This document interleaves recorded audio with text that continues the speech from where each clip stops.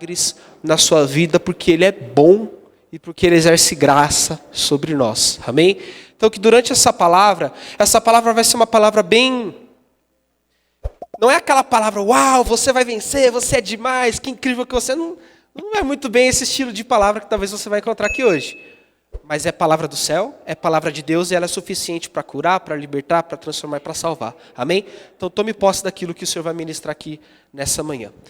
Irmãos, baseado nesse texto, nós precisamos entender que a igreja de Colossos estava passando por um ataque específico, que era um ataque de raciocínios e filosofias falsas. Então, teologias erradas, filosofias pagãs, formas de pensar que aparentemente eram boas, eram atuais, eram atualizadas da época, estavam confrontando os princípios da palavra de Deus. Então, Paulo, naquele momento, escreve essa carta para alertar os irmãos a tomarem cuidado com esses ensinos que estavam deturpando a palavra do Senhor. Quando o texto ele pega ele usa o termo filosofias e vãs e enganosas. Quando você vai no original do contexto na palavra, Paulo ele está dizendo o seguinte, mais ou menos contextualizando aqui: cuidado com palavras bonitas e complexas que na verdade só estão ali para enrolar alguém. Se nós pudermos trazer para a realidade todos os contextos ali do grego, do que Paulo está querendo dizer ao colocar essas palavras, é mais ou menos isso. Sabe aquele... Vamos contextualizar para hoje, amém?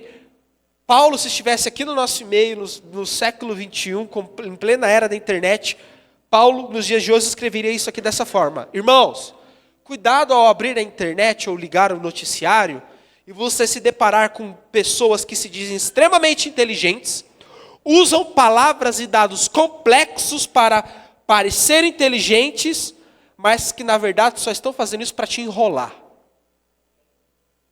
Tá? Então eu já peguei o que ele trouxe naquele momento e já contextualizei para a nossa realidade. Então, quando ele diz filosofias e vãs enganos, cuidado com quem parece ser inteligente, com quem parece ter um vasto conhecimento, mas na verdade só está soltando palavras e no fundo só quer te enrolar. Palavras que na teoria funcionam, mas não têm realidade prática.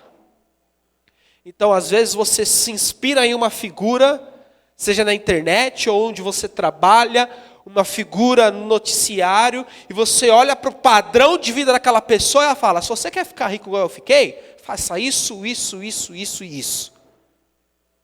Mas não foi aquilo que levou ela àquele patamar. Ele só está fazendo aquilo para te enrolar, para te enganar. E aí você acha que aquilo tem o mesmo valor da palavra de Deus, você acha que aquilo tem o mesmo valor que a Bíblia, você acha que aquilo tem poder de transformar a sua vida de uma forma profunda e genuína como o Evangelho. Mas isso é um engano.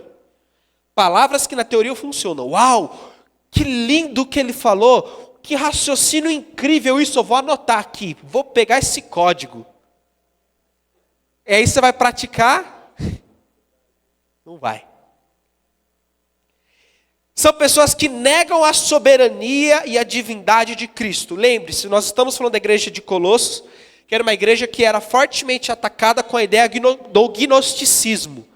Lembrando, o pastor já pregou aqui um culto inteiro sobre o gnosticismo. O que era o gnosticismo? Era uma filosofia que basicamente dizia que as pessoas seriam salvas não por Cristo Jesus, através da obra da cruz, mas seriam salvos pela sua busca por conhecimento. Ok? Então, seriam pessoas que ao buscar conhecimento e crescessem em conhecimento, e desenvolvessem os mistérios do mundo, os mistérios da humanidade, crescessem nas 7 chaves dos segredos da prosperidade, que entendesse os segredos ocultos das profundezas secretas. Sabe esses cursinhos que você pega na internet, essas coisas? O segredo revelado. Eles acreditavam que por desvendar esses segredos da existência, por desvendar essas filosofias e estudarem, esse conhecimento lhes trariam salvação, e não unicamente Cristo. Então eles pegavam Cristo, que é soberano, que é Deus, que é Senhor, e colocavam Ele apenas como meio de obter conhecimento para então alcançar algo que é maior, que é essa plenitude de conhecimento. Irmãos, não estou aqui pregando contra o conhecimento. Pelo contrário, a Bíblia diz que o povo perece por falta de Mas o conhecimento é o meio que nos leva até Cristo. E não é Cristo que é o meio que nos leva ao conhecimento. Cristo é o fim de todas as coisas. Porque dele, por ele e para ele são todas as coisas. Amém? O conhecimento é importante. Mas ele é o caminho que nos leva a Cristo. E não ao contrário. Então, essa filosofia nega a soberania de Deus. Você tem o controle da sua vida na palma das suas mãos.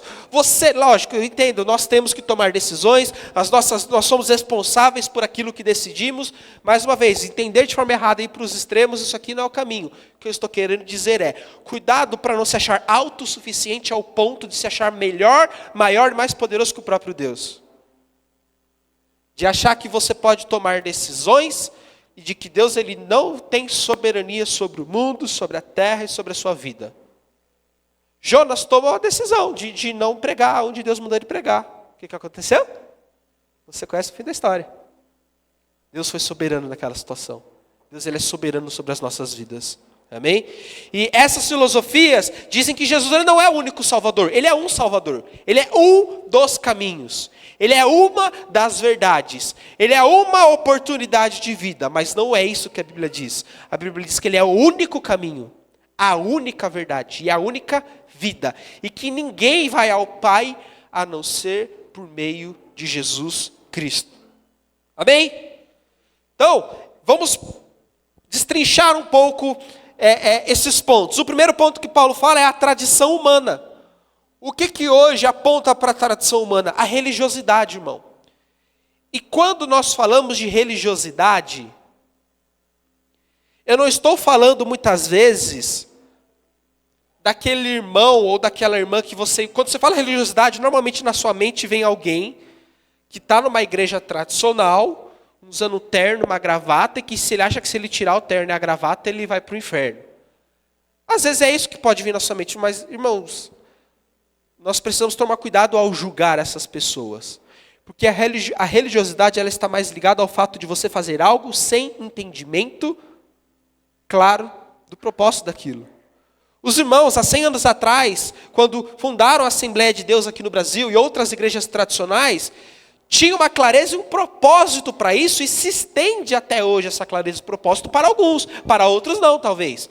Mas isso não impede de que aqui dentro no nosso meio nós temos irmãos que sejam tão religiosos quanto. Porque a religiosidade não ela é externa, ela traz frutos externos, mas a religiosidade ela começa no coração. Ela começa no fato de você fazer algo sem entendimento. Vir num culto, levantar a mão, ajoelhar, adorar, dizimar, ofertar sem entendimento é tão religioso quanto essas pessoas que nós julgamos serem religiosas. Então você precisa entender por que você está aqui e por que você faz o que você faz na hora que você cultua a Deus. Fazer com clareza, com entendimento e com amor, e com paixão, e com entrega. Amém? Outro ponto dentro dessas tradições humanas que Paulo cita são paradigmas, que entra diretamente a fazer esse entendimento. E quando eu falo de paradigma, o que é um paradigma? Sempre conto essa história quando precisa falar de paradigma, acho que você já ouviu, mas nós vamos repetir. Certa vez foi feito um estudo, e os cientistas, os biólogos, colocaram pulgas. Sabe pulga que pula? Colocaram pulgas num aquário, e colocaram as pulgas nesse aquário sem a tampa. Logo, essas pulgas começavam a pular para fora do aquário. Porque a altura delas era, aquelas palavras eram muito maior do que o aquário. Então eles fecharam este aquário e dali por diante essas pulgas começaram a pular e bater no teto de vidro. Até que um certo tempo depois, eles tiraram o teto de vidro e essas pulgas não pulavam mais para fora. Elas pulavam centímetros abaixo daquele teto de vidro. E elas começaram a se reproduzir ali dentro e dali para frente todas as pulgas, nenhuma delas mais conseguia pular ao ponto de pular para fora do aquário, mas todas elas eram limitadas a uma altura inferior àquele teto de vidro que nem tinha mais. Elas tinham um potencial para pular fora daquele aquário, mas foi feito um paradigma que limitou o alcance delas. Dali para frente elas não conseguiram expandir mais. Isso é paradigma. Paradigma é um conceito firmado na sua cabeça que vai delimitar certas linhas do seu entendimento, da sua compreensão de decisões que você toma. É importante termos paradigmas? Sim, precisamos ter. O problema é quais paradigmas que estão definindo o caminho que você toma na sua vida? São paradigmas baseados na palavra de Deus ou são paradigmas baseados em tradições humanas? Eu estou aqui para que você hoje possa sair daqui se questionando: por que eu faço o que eu faço do jeito que eu faço? Talvez você nasceu na igreja e você tem a sua vida cristã não baseada em uma experiência genuína que você teve com o Espírito Santo, mas simplesmente porque você viu o seu pai e a sua mãe reproduzindo isso a vida inteira e você só está reproduzindo. Chegou a hora de você ter uma experiência com o Espírito Santo e não fazer mais por reprodução, mas por revelação. Talvez você nunca entrou numa igreja, e aí você entra aqui, e aí você vê um certo comportamento sendo reproduzido, e você começa a fazer isso imitando. Que agora todo mundo faz, então eu vou entrar na onda e eu vou fazer também. Tudo bem, talvez você está num ambiente novo, é natural que isso aconteça. Mas cedo ou mais tarde você precisa se expressar e se entregar ao Senhor por revelação. E não só porque o irmão disse que teve uma experiência, não é porque o outro viveu aquilo e agora você vai buscar para imitá-lo. Não, mas é porque você tem fome e sede de buscar um encontro pessoal e único que só você pode ter com o Senhor. Então, trazendo para os dias de hoje, isso é o que Paulo quis dizer quando ele diz sobre tradições humanas, lá no versículo 9 do capítulo 2. Além de tradições humanas, Paulo, ele coloca outro termo que são os rudimentos do mundo. O que são os rudimentos do mundo? É o sistema mundano. É esse sistema que afronta diretamente a igreja, como o mundo afronta hoje o padrão de santidade bíblico. E eu tenho certeza que você viu e deve estar tão indignado quanto nós estamos com a abertura das Olimpíadas, que deixou de ser uma abertura simbólica e linda para se tornar um show de horrores. Não estou aqui sendo homofóbico ou sendo preconceituoso. Homofobia é crime, homofobia é pecado. E se nós vermos alguém em algum momento discriminando, agredindo ou separando uma pessoa que tomou uma decisão por uma questão sexual, essa pessoa deve ser corrigida e disciplinada, porque crime é pecado. Nós não separamos pessoas. Nós amamos e confrontamos o pecado, amém? Mas aquilo já deixou de ser defesa de um valor e já se tornou uma militância e uma imposição e um ataque à fé cristã. Então o mundo ele sempre vai atacar a fé cristã, o mundo ele sempre vai atacar a santidade. E ele sempre vai usar pessoas de influência para isso. Para que se pareça o normal. Para que se pareça o natural. Você já teve a sensação, ou em algum momento, você estava, sei lá, na escola, no trabalho, na internet, não sei, em algum lugar, todo mundo falando aquilo que era errado, como se fosse a coisa mais natural do mundo, e você chega, meu Deus, será que sou eu que estou errado? Não é possível, é todo mundo pensando diferente de mim, todo mundo pensando igual e eu pensando diferente. Será que sou eu que estou errado na história? Será que eu não estou sendo o mesmo preconceituoso? Será que eu não estou sendo o mesmo homofóbico? Será que eu não estou sendo mais isso, aquilo? Porque o sistema, ele vai impor. Mas nós podemos ver, eu nem sei se essa mensagem vai subir para o YouTube, porque eu vou falar. Pelo amor de Deus, ministrava louvor, adorava, agora não sabe nem o que fala mais. Quando você pergunta para ela, você mudou, você era crente, você não é mais, gagueja mais do que gago, não sei o quê. Fala umas abobrinhas sem noção nenhuma e não sabe se posicionar. Não, porque agora o meu produto mudou, mas a minha essência é a mesma. Pedro Bial, que é o ímpio, confrontou ela. Não, como assim? Se a sua essência é a mesma, não é não, porque mudou alguma coisa aí. Todo mundo vê. Aí ela gaguejou, desconversou e mudou de assunto. Mas agora prega que o quê? Ela pode rebolar na televisão, usar roupas totalmente sensuais, falar a maior besteira do mundo e ainda assim se diz cristã, filha de Deus que vai para o céu. A Bíblia, que é a palavra de Deus que nós conhecemos, diz que nós conhecemos uma árvore pelos seus frutos e que sem santidade ninguém verá a Deus. Como você vai para o céu e não vai ver Deus lá? Porque sem santidade você não vai ver a Deus. Se você vai para o céu e vai ver Deus, você tem que estar em santidade. Se você não está em santidade, então você não vai para o céu. Nós somos salvos pela graça. Mas quem é salvo tem frutos diferentes. Amém? Se você é salvo, você vai dar frutos e frutos de arrependimento, a Bíblia diz. Frutos e frutos que permanecem, a palavra do Senhor diz. Está me entendendo? Vocês estão comigo? Então o mundo sempre vai atacar. Aquela outra lá se converteu, pregou, e agora é atriz de filme adulto, na verdade sempre foi e voltou a fazer isso, e ela declara com a boca cheia: eu sou atriz de filme adulto, eu faço isso porque eu gosto, porque eu tenho prazer, e eu vou para o céu porque Jesus morreu para me salvar. Eu estou aqui para jogar a salvação de alguém? Eu estou aqui para ler a palavra de Deus. A palavra de Deus diz que o salvo ele tem frutos de arrependimento.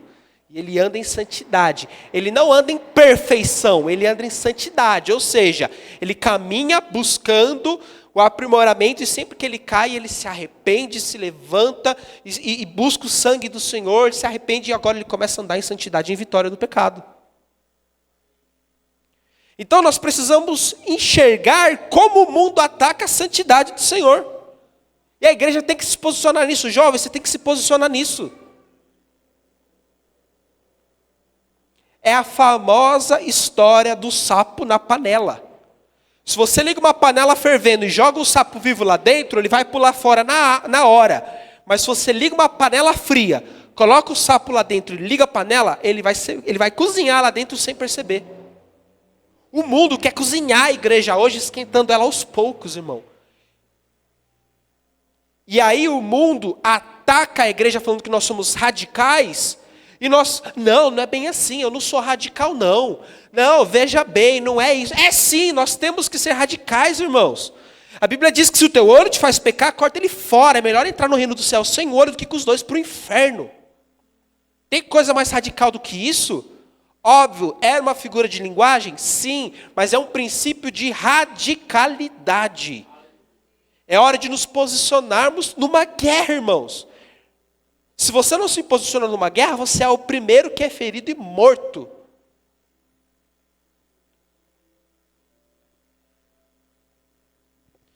Além do padrão de santidade, nós temos o padrão de relativismo. Não é bem assim. Veja bem, não, é que você está interpretando a Bíblia de um jeito, mas eu interpreto de outro. E a reforma protestante me deu liberdade de interpretar a Bíblia da forma que eu quiser. Mentira! A reforma protestante, ela não deu aos protestantes a livre interpretação bíblica. Ela deu para os protestantes a examinação das Escrituras, o examinar das Escrituras. Então, muitas pessoas erroneamente acreditam que agora que a gente não está mais na Igreja Católica e vem tudo do Papa, eu posso ler a Bíblia do jeito que eu quiser e interpretar do jeito que eu quiser. Não. Quem está fazendo o curso Teleios aqui, o curso de Teologia Teleios? Já aprendeu? Hermenêutica, homilética, para pregar e montar um sermão? Vocês até pregaram aqui, né? Juntando hermenêutica e homilética, você pode pregar e sabendo que você não vai falar besteira, né? E um dos princípios da hermenêutica é qual? É que você tem que usar a Bíblia para interpretar a Bíblia. Então, tudo que você precisa encontrar como fundamento teológico, a resposta tem que estar na própria Bíblia. Então, eu não posso interpretar do jeito que eu quiser. Eu vou interpretar de acordo com a própria palavra de Deus, porque senão vira festa. Então, o relativismo, ele prega que cada um pode interpretar do jeito que quiser e está tudo bem, e não é bagunça não, irmãos. Se o seu Deus nunca te confrontou, se o seu Deus nunca te pediu nada, se o seu Deus nunca te disse não, você é o seu próprio Deus fingindo que é o Deus verdadeiro. Se seu Deus nunca te disse não, será que você realmente está adorando um Deus que é maior que você? Quem está sendo servo de quem aí? Quem diz não para quem? Deus diz não para você ou você diz não para Deus? Você está vendo como o mundo ele relativiza e começa a se tornar algo perigoso? Então nós não somos livres para interpretar da forma que nós quisermos. Nós somos livres para examinar. O que é isso? O Mateus está pregando aquilo. Deixa eu abrir aqui na Escritura para ver se está batendo com o que está escrito na Bíblia. Porque antes da Reforma Protestante, ninguém podia. Vamos ver o que o Papa está falando aqui. Vamos ver o que o Padre está falando. Vamos ver se bate com as Escrituras. A Reforma Protestante vem e dá liberdade para cada indivíduo questionar baseado na palavra, na interpretação das Escrituras baseadas na própria Escritura. Não, eu vou mudar esse textinho aqui para meu deleite, para meu consumo, para o meu bem, para não ter mais confronto. Não é isso. E o relativismo é essa teologia liberal para cada um interpretar do jeito que quiser.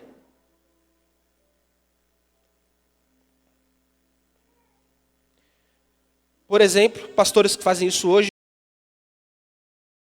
que fazem o quê? Se você coloca uma pregação desses caras, uau, que lindo, que palavras. Eu nem sei, metade eu tenho que abrir a pregação do cara desse, a Bíblia de um lado e o dicionário do outro.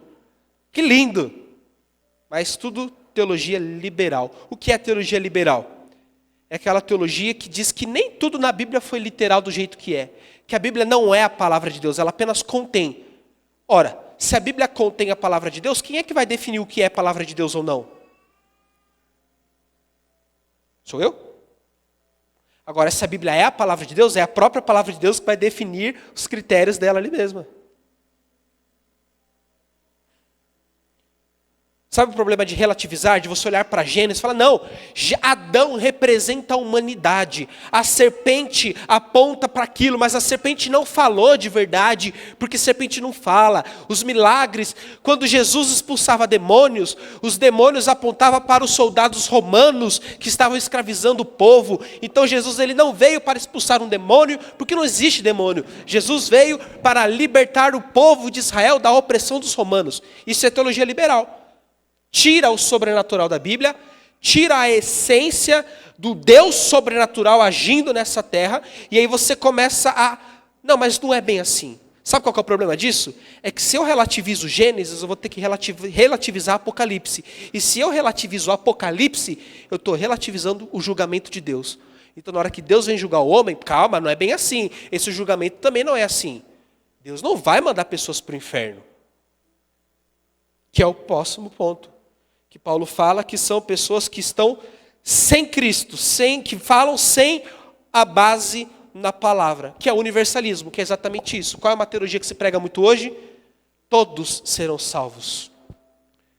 Eles pegam o texto lá de João Batista, eis o Cordeiro Deus que tira o pecado do mundo. Então o que eles falam? Não, quando Jesus morreu na cruz, ele já tirou o pecado do mundo. Então não existe mais pecado no mundo hoje. Depois que Jesus ressuscitou, até hoje, e até quando ele voltar, não tem mais pecado no mundo. O que tem são erros, porque nós cometemos erros. Parece que não lê, né, o resto da Bíblia. Então é erro, e esse erro não vai me levar para o inferno, porque Jesus já morreu na cruz e eu vou ser salvo. Porque lá no último dia, toda língua confessará. Então se eu aprontar a minha vida inteira, morrer, ressuscitar, e lá no último dia eu confessar, aí está tudo certo, e vai todo mundo para o céu. Mentira, interpretação errada da Bíblia. Isso é universalismo, e isso não faz nem sentido, porque se fosse assim, para que Jesus tinha vindo, irmão? Para que tinha Bíblia? Para que tinha uma vida? Para que tinha igreja? Para que tinha discipulado? Para que tem relacionamento entre os irmãos? Não faz sentido essas teologias. Tudo isso existe para quê? Para confundir o homem. Para tirar do centro, porque é uma guerra. E o diabo, ele sabe que ele não pode te parar mais. Então ele vai querer desviar o seu foco. Ele vai querer desviar o seu caminho, ou te fazer andar de forma mais lenta, com erros e doutrinas que vão te impedir de cumprir o seu propósito. Essa teologia coach que a gente está cansado de ver na internet, a exaltação do homem. Porque você pode, porque você consegue, porque você é incrível, porque vai dar tudo certo para você, porque você nasceu para ser um vencedor, campeão. E aí tira o problema da questão, tira Deus do centro, coloca o homem no centro. Quando você está sábado se preparando para vir no culto de domingo, ou chega aqui e fala assim, eu vou no culto.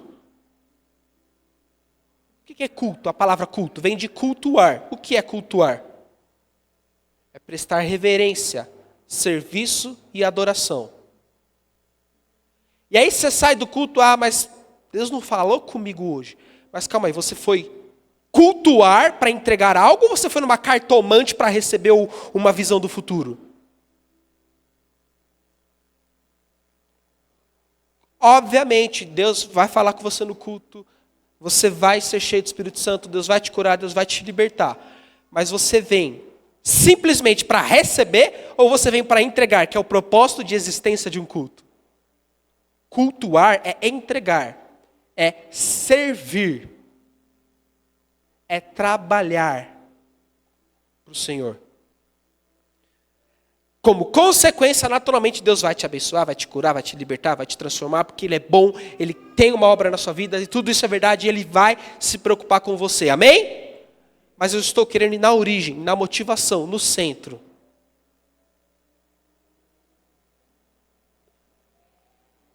Vamos lá. Como rebater esses pontos? Como rebater esses falsos ensinos?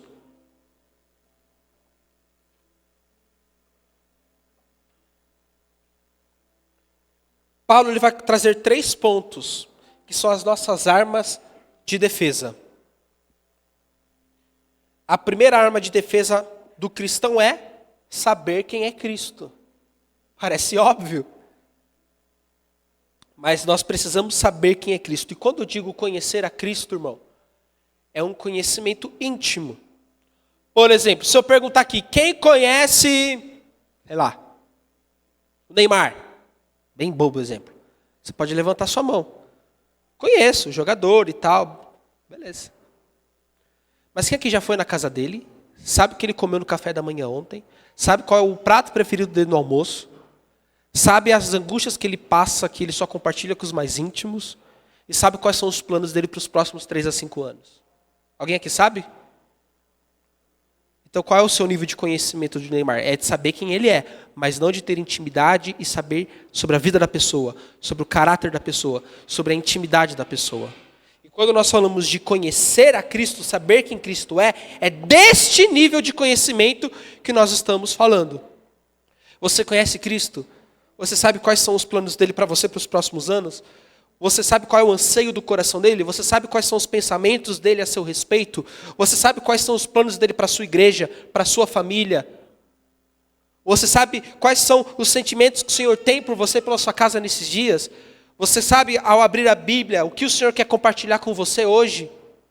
É esse nível de conhecimento que se torna uma arma de defesa. E quem é esse Cristo?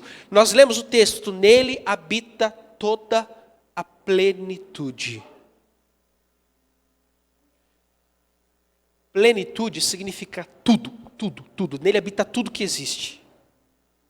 Irmãos, vamos lá. Às vezes eu coloco aqueles vídeos na internet para saber o que os satélites estão descobrindo nas galáxias mais distantes, sobre as teorias da física que estão sendo descobertas. E eu fico pensando, há 2000 anos, os maiores cientistas, as cabeças mais pensantes que já existiram, os que já morreram, os homens mais inteligentes que existem, que estão vivos, todos eles crescem em conhecimento, todos eles sempre descobrem algo novo, todos eles sempre evoluem. A gente olha para o universo e sempre descobre algo novo, gigantesco, maravilhoso. A gente olha, às vezes, para o mundo micro e olha e começa a descobrir também coisas incríveis. E Deus ainda é maior do que tudo isso. Deus é soberano sobre tudo isso. Deus tem uma inteligência infinitamente maior do que todos esses homens que já viveram. Se juntar as mentes brilhantes de toda a existência da terra, colocar tudo numa única mente, ainda é mínimo comparado ao tamanho da grandeza de Cristo. E eu começo a pensar o tamanho desse Deus. O Deus que tem o controle sobre cada partícula de todo o universo. O Deus que a Bíblia diz que criou os astros com o sopro da sua boca. Já imaginou o sol que foi criado? Jesus fez assim, ó. As estrelas, as galáxias foram criadas através da boca do Senhor. E nele habita toda essa plenitude de tudo que existe. E o mais incrível, esse Deus tão grande virou carne e osso. Palpável, tocável, relacionável, íntimo, ao ponto de João, nos seus últimos dias, reclinar a cabeça no seu peito. Esse Jesus que caiu lágrimas nos seus olhos, que se tornou homem. Você consegue imaginar o tamanho disso, irmão? E esse Deus que virou o homem é suficiente. Ô, irmão, foi tão lindo a hora que acabou a força. Às vezes a gente fica assim, né? Nossa, se a guitarra tivesse um pouco mais alto, o negócio estava indo melhor. Nossa, se o Lucas tivesse dado uns tapas na bateria mais forte, eu acho que tinha mais unção aqui hoje. Se a Valéria aqui tivesse feito aquele tom assim na voz, eu acho que tinha liberado mais unção. A gente precisa disso, irmão. Glória a Deus por essa banda maravilhosa, mas acabou a força, o que aconteceu? A igreja foi. Tudo isso que eu falei aqui, eu não desmereço a banda, pelo contrário, que ministério de louvor que nos serve com tanta graça. Mas tudo isso tem um objetivo maior. Ele é suficiente. Ele é suficiente. Irmão, se essa igreja, por algum motivo, fechar amanhã, o que acontece com a sua vida cristã?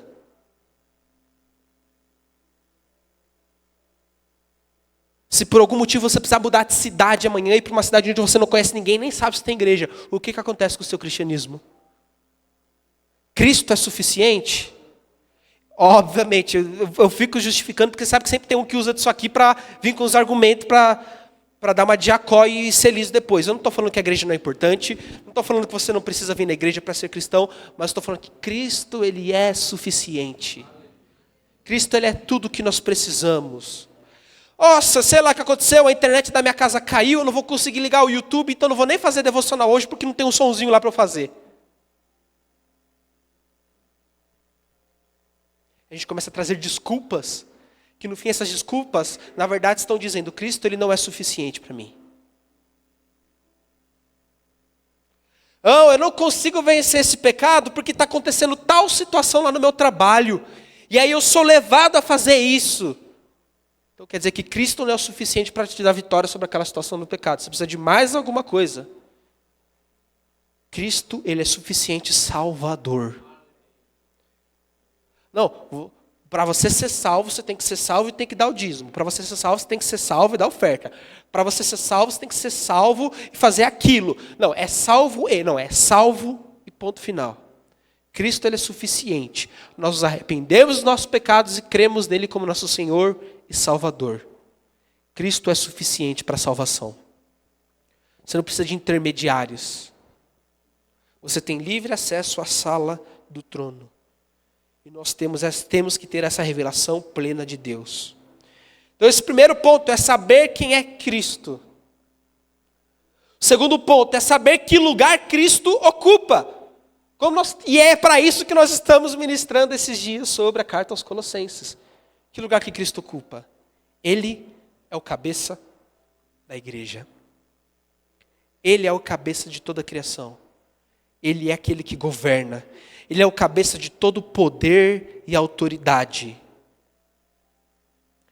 E agora, eu não lembro, se eu estiver errado, o pastor Edmar souber, ele me lembra. Eu não lembro se é John Wesley, ou se era Lutero, que falava que o diabo é um cãozinho acorrentado nas mãos de Deus. Lutero? Olha lá para Jó. Para o diabo tocar na vida de Jó, o diabo teve que pedir permissão para o Senhor. Mano, eu não sei o que você está passando. Eu só sei que Deus, Ele é soberano. Eu não sei o quanto isso que você está passando hoje coloca em xeque a sua fé na bondade e no poder de Deus. Mas creia, Ele é totalmente bom, Ele é totalmente poderoso. Existem coisas que nós não entendemos, mas eu creio que Ele é soberano nessa situação que você está passando. E se Ele é soberano sobre isso, e Ele governa a sua vida, você pode confiar que os pensamentos que o Senhor tem a seu respeito são pensamentos de paz, para vos dar um fim e uma esperança. É isso que Jeremias 29 diz. E Ele é soberano sobre toda a criação. Nesse louvor que está tocando, tu dá ordem às estrelas e ao mar os seus limites. Ele é o Criador. E se Ele tem poder para criar tudo isso, e Ele é bom, você pode descansar em meio à tribulação. Porque Ele vai te acolher. Ele vai te ensinar nesse processo. Você vai sair fortalecido disso, dando testemunho, que vai glorificar a Deus. O lugar que Cristo ocupa é um lugar onde tem um trono E ele está sentado no trono, rendendo intercessão ao homem. Você sabia que Jesus está no trono intercedendo pelo homem, rendendo intercessão ao homem? Ele diz que Jesus intercede por nós, irmãos. Ele está no lugar mais elevado que existe. E ele está lá no trono, orando para nós, intercedendo por nós, à destra do Pai. O lugar do trono e do governo de Deus é um lugar de intercessão pela mim, pela sua vida e pela sua igreja.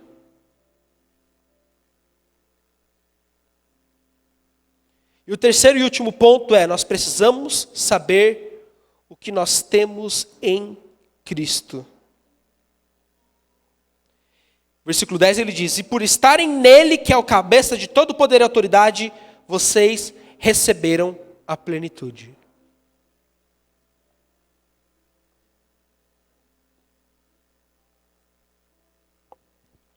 O que tanto nós temos e recebemos em Cristo? Gente, é muita coisa, irmão. Eu vou falar alguns pontos aqui que são mais...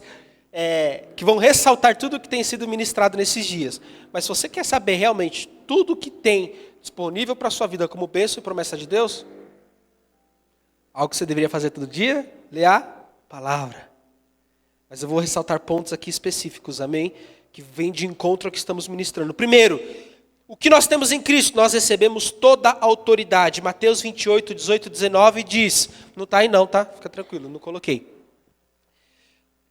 Qual que é o texto? Nós recebemos toda a autoridade. Jesus diz, toda a autoridade a mim foi dada, por isso vão e façam discípulos de todas as nações, batizando em nome do Pai, do Filho e do Espírito Santo. Toda a autoridade que foi dada a Deus, a Jesus, Ele transferiu para nós para irmos pregar o Evangelho. Toda a autoridade. Toda a autoridade inclui quando você vê um jovem que foi atropelado por um caminhão com a clavícula quebrada, você fala, seja curado, e ele está aqui agora, erguendo os braços para adorar a Deus. Toda a autoridade significa que quando o pastor Edmar disse aqui, precisando de uma provisão financeira, ele vai lá e ora e clama, Deus vem e traz a provisão sobrenatural. Toda autoridade é quando você sair daqui e você está angustiado que você vai ter que ir para aquele almoço com aquela pessoa que só tira a paz da sua família, você vai chegar lá e você vai declarar paz sobre aquela casa e você vai ver o Espírito Santo agir naquele lugar. Toda autoridade foi te dada para quando você chegar no seu trabalho essa semana, você levantar um altar de adoração naquele lugar e você começar a ver os espíritos malignos naquela empresa batendo em retirada e a luz brilhando naquela empresa e Cristo sendo glorificado naquele lugar. Isso é ter toda a autoridade. E toda a autoridade já nos foi dada. Atos 1:8 diz, o que mais foi nos dado? Poder. E recebereis poder ao descer sobre vós o Espírito Santo. O que Cristo tem nos dado é autoridade, mas também é poder para expulsar os demônios, para curar os enfermos, para anunciar o Evangelho, não com palavras de persuasão humana, mas com demonstração de poder e espírito.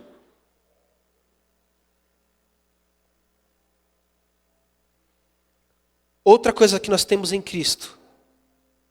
Se o louvor puder já subir, por favor. É que nós estamos assentados com Ele nas regiões celestiais em Cristo Jesus. Está lá em Efésios 2, 6 a 8. Sabe esse lugar de governo que Cristo está sentado? A Bíblia diz que nós estamos assentados nesse mesmo lugar junto a Ele. E a Bíblia também diz que naquele lugar Ele coloca todo o principado e potestade debaixo dos seus pés. Agora pensa comigo, se eu estou assentado nesse lugar com Cristo, e todo principado e potestade, demônio, seja o que for, está embaixo dos seus pés, todo o poder maligno que tenta contra a sua vida, você tem que se lembrar que já está também debaixo dos seus pés, porque você está assentado com Cristo em lugares celestiais. E João 1,16 vai dizer que dele nós recebemos da sua plenitude, graça sobre graça. Graça sobre graça. Então, sabe toda essa plenitude que eu falei de Deus? A Bíblia diz que dessa plenitude, Ele nos dá uma porção de graça sobre graça. Abundante graça. Existe abundante graça disponível para mim e para você, irmãos.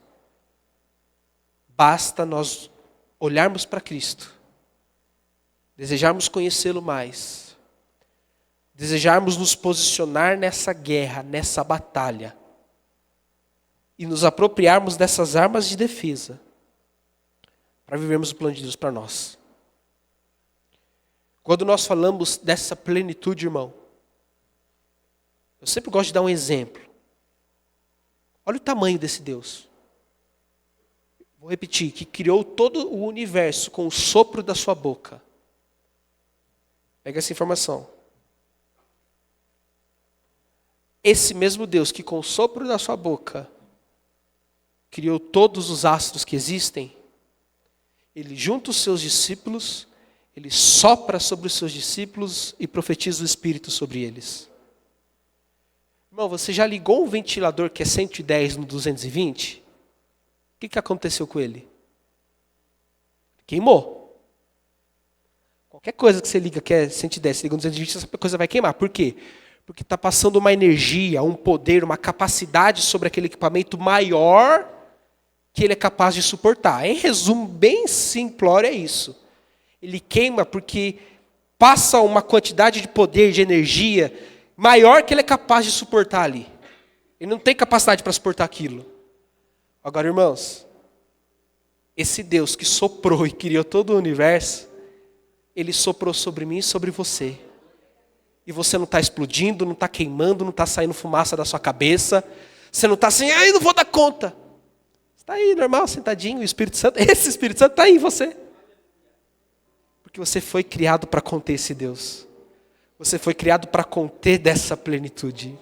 Você foi criado para ser esse vaso que é de barro, mas que tem o ouro precioso da glória de Deus dentro de si. Que é o que nós vamos falar semana que vem, que é Cristo em nós, a esperança da glória. Fique de pé onde você está. Para encerrar, o último versículo, Oséias 4-6, vai dizer que o povo perece por falta de conhecimento. Que conhecimento é esse? Não é aquele conhecimento de saber quem é, mas de conhecer intimamente, de se relacionar, de saber do seu caráter, dos seus sonhos, dos seus sentimentos, dos seus planos. E Deus nos chama a este nível de conhecimento, igreja.